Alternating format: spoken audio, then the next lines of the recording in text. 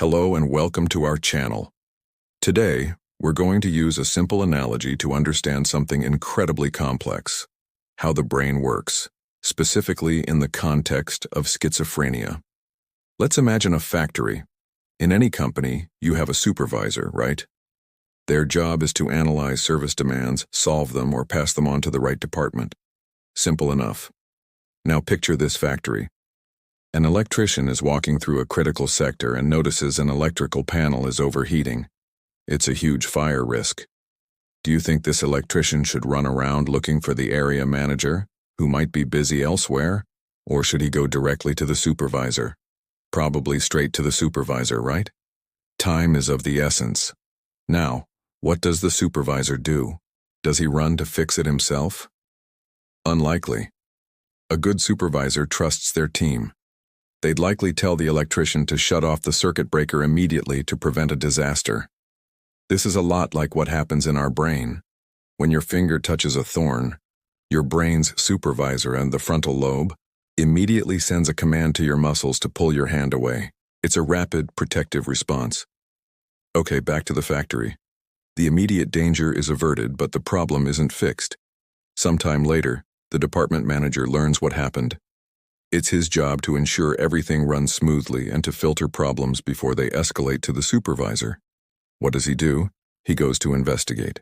He uses his experience, checks his memory, to see if this has happened before. If it has, he repeats the solution that worked. If it's a new problem, he'll try to relate it to something similar he's dealt with. Meanwhile, the supervisor is aware of the situation but remains calm. Why? Because he knows his manager is on the case. He trusts his team to handle it. This is like the thalamus in our brain, which acts as a manager, filtering sensory information before it overloads the supervisor, our frontal lobes. But what if the manager can't fix it? The phone rings again. The first time it was just a call. This time the manager feels a pang of anxiety even before answering. He knows the problem is persisting, and it might be more serious. An emotional meaning is now attached to that ringing phone. It's like when you get a second call from someone you've had a disagreement with. You're already braced for a confrontation. When the manager realizes the problem is beyond his authority, what's the logical next step? He takes it directly to the supervisor. Together they pool their knowledge and find a solution. If they still can't fix it, the supervisor has to bring in the big guns, specialists like an electrical engineer, or investigate other departments to see if the problem, like a power overload, is originating somewhere else. So, what does all this have to do with the brain? Well, the frontal cortex, the area most affected in schizophrenia, acts like that factory supervisor. The thalamus is the department manager, filtering information. In a healthy brain, this system works beautifully. The thalamus handles the small stuff, so the frontal lobes aren't overwhelmed and can focus on complex planning, decision-making, and judgment.